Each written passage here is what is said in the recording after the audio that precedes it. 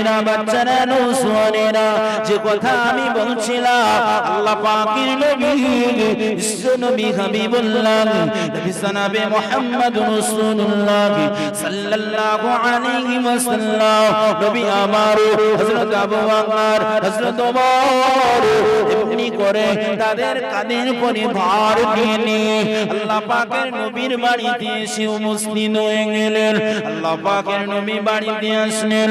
আমাদের ছোট আম্মা জান হযরত আয়েশা সিদ্দিকা রাদিয়াল্লাহু তাআলা আনহা আমার নবী ডেকে ডেকে বললেন, ও আয়েশা সিদ্দিকা রাদিয়াল্লাহু তাআলা আনহা, হাবিব রাসূলুল্লাহ আমি হাবিবুল্লাহ আমার ভালোবাসায় মুগ্ধ সাহাবারা, আমার ভালোবাসায় তারা মুগ্ধ হয়ে আমি রাসূলুল্লাহ আমার জন্য কিছু কিছু সাহাবা কিছু কিছু কিছু খানা পাঠায়, কিছু খাবার আমার জন্য বানায়।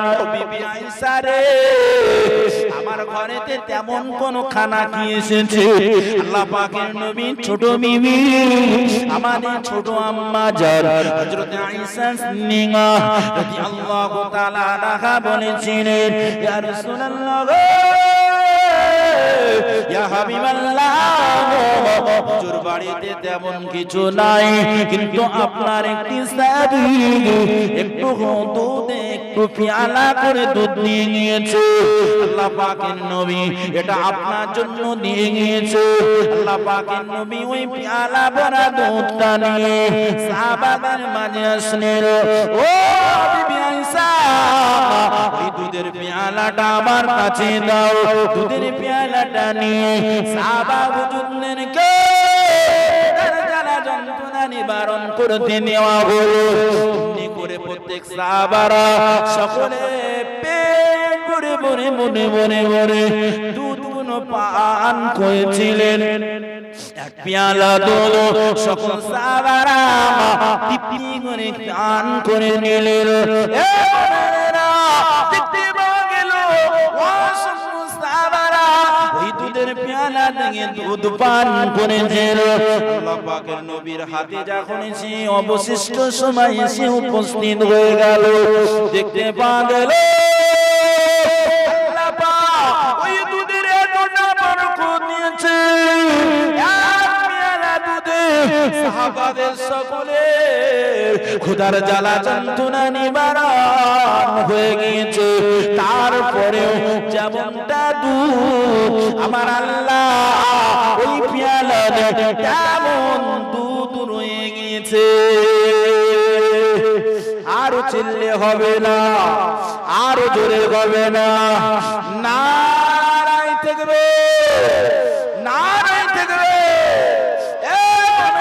যুবকেরা জওয়ানেরা ছেলেরা বাচ্চারা নৌজওয়ানেরা, আমার আল্লাহ পাক বলেছেন পৃথিবী জমিনে আমি আল্লাহ কাউকে না খাইয়ে রাখি না, অরুচি করে রাখি না, কোন ব্যবস্থাপনা আমি করিনি।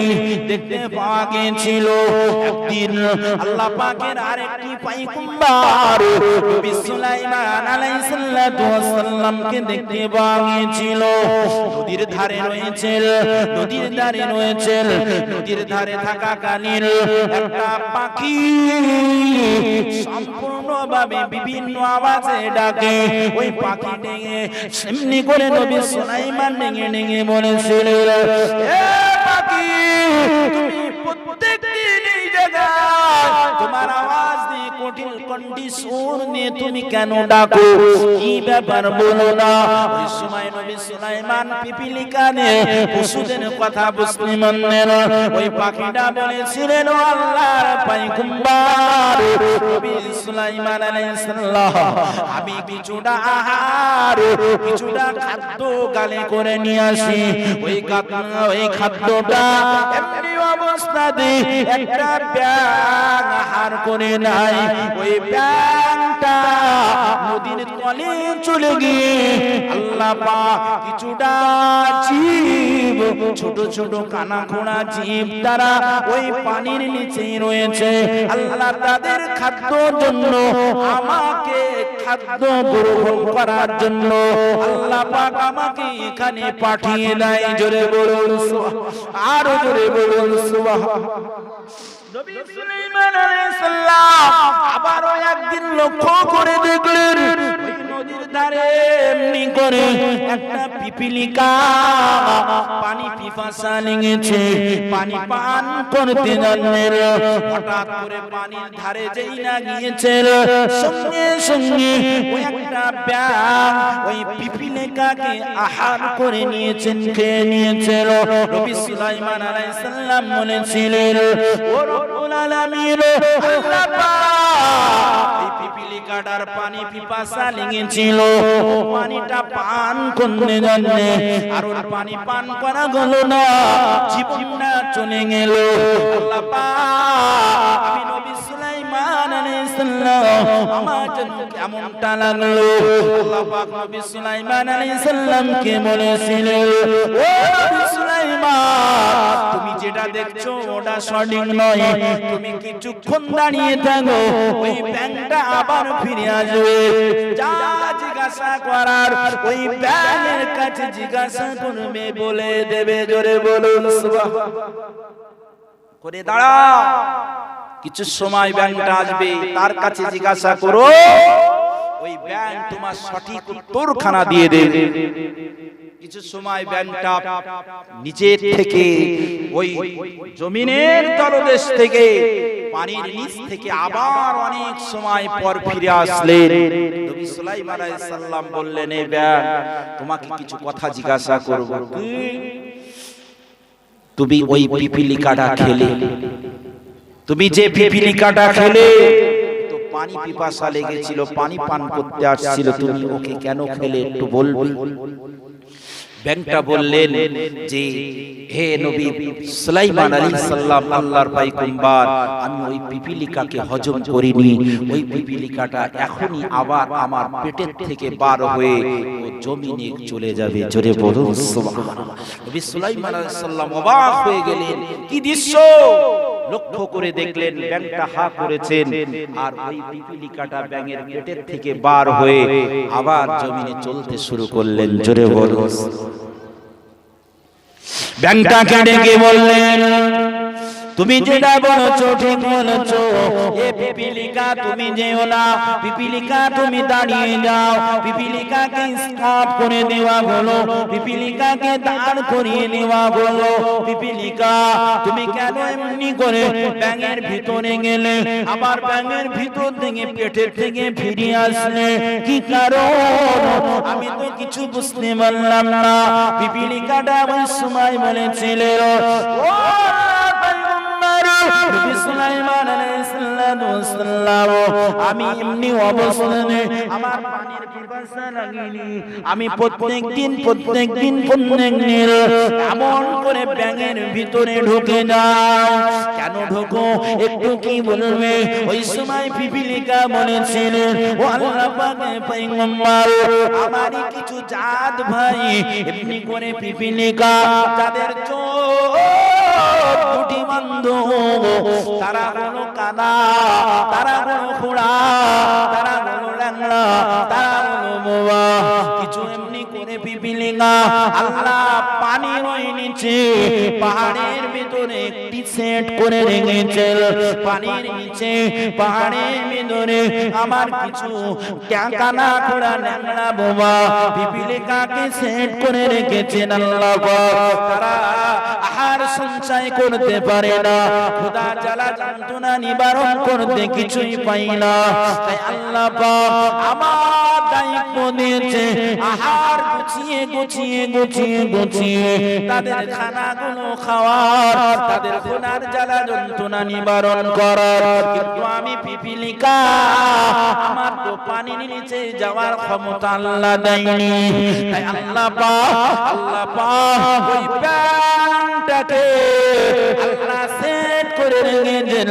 ওই ব্যাঙটা আমার গিলে নিয়ে পেটের মধ্যে করে ব্যাঙ সমুদ্রের নিচে চলে যাবে, আর আমি ওই পিপিলিকা গুলোকে খানা খাওয়ার পরে আবার দুনিয়াতে ফিরে চলে আসবো।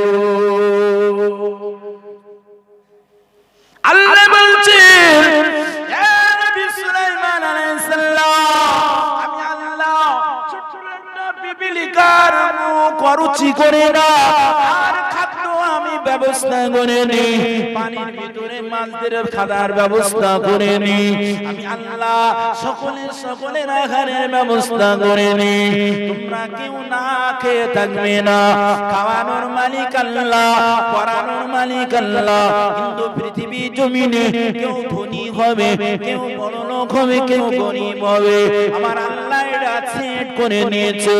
তবে আমার আল্লাহ বলেছেন বান্দা, আমি আল্লাহ তোমাদের যার যতটুকু দিয়েছি এরপরে তোমাদের খুশি হতে হবে, সন্তুষ্ট হতে হবে, রাজি হতে হবে।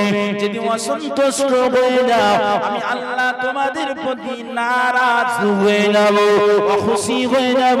সন্তুষ্ট হারিয়ে যদি ফেলে নি তোমাদের ইজ্জত থাকবে না, তোমাদের সম্মান থাকবে না। ইজ্জত দেনে ওয়ালা মালিক আল্লাহ, ওয়া তুইজ্জু মান তাশা ওয়া তুযিল্লু মান তাশা। ইজ্জত দেনে ওয়ালা মালিক আল্লাহ, ইজ্জত ছিনিয়ে নেওয়ার মালিক আল্লাহ। এই পৃথিবীতে সমস্ত শক্তির মালিক ইন্নাল্লাহ আলা কুল্লি শাইইন কাদির, সমস্ত শক্তির মালিক আমি আল্লাহ। আমাকে বলো তোমরা বিপদে পড়েছো, মুসিবতে পড়েছো, ইয়াকা না'বুদু, তোমরা আমার ইবাদত করবে, ওয়া ইয়াকা নাস্তাঈন, আমি আল্লাহ কথা দিলাম তোমাদের সাহায্য করব। এ মুমিনরা ফাযকুরুনি, তোমরা আমাকে স্মরণ করবে, ফাযকুরুনি, আমি আল্লাহ তোমাদের এমনি করে স্মরণ করব। বান্দা পৃথিবী জমিন নেঙে এমনি করে সকলে বিদায় নিচ্ছে, দেখো সকলের বিদায় নিতে হবে, কবরে যেতে হবে। কবর বড় কঠিন জায়গা, কবর বড় সহজ জায়গা, কারোর জন্য কঠিন হবে, কারোর জন্য সহজের ব্যবস্থা হয়ে যাবে। তবে হ্যাঁ, অন্তিম কাল সারা জীবনের জন্য তোমাদের কবরে থাকতে হবে। কবর থেকে অনুফিকা ফিস-সূরি ফাইদা হুম মিনাল আজদাসি ইলা রাব্বিহিম মানসিলুন ক্বালু ইয়া ওয়াইলানা মান মা'সানা মিম্মান কদিনা হাযা মা ওয়াদার রহমান ওয়া সাদাকাল মুরসালুন। সিংহায় যেদিন ফুঁক নেওয়া হবে ওই দিন কবর থেকে উঠবে মানুষ। এ আমার বান্দারা, আল্লাহ ঘোষণা করে দেব আমতাজুল ইয়াউমা আইয়ুহাল মুজরিমুন, জান্নাতি আলাদা হয়ে যাও, জাহান্নামী আলাদা হয়ে যাও। আমার আল্লাহ জান্নাতের জন্য খুশখবরি দিলেন, সালামুন কাওলা মির রহিম। আমি আল্লাহ আমার পক্ষ থেকে জান্নাতি বান্দাদের জন্য সালাম দিলাম। জোরে বলুন সুবহান, আর জোরে বলুন সুবহানাল্লাহ। পৃথিবীর জমিন থেকে আমরা বিদায় নেব। আজ আমরা যেভাবে জান্নাতের বাগানে এসেছি, আমার আল্লাহ বলেছেন বান্দা তোমরা যদি এইভাবে পথ চলো, চলতে থাকো, আমি আল্লাহ তোমাদের প্রতি যদি খুশি ও রাজি ও সন্তুষ্ট হয়ে যায়, তোমাদেরকে ওই হাসরের ময়দানে ছায়াতলে দাঁড় করিয়ে দিয়ে আমি তোমাদেরকে সালাম দেব, সালাম দেব, সালাম দেব। জোরে বলুন সুবহান।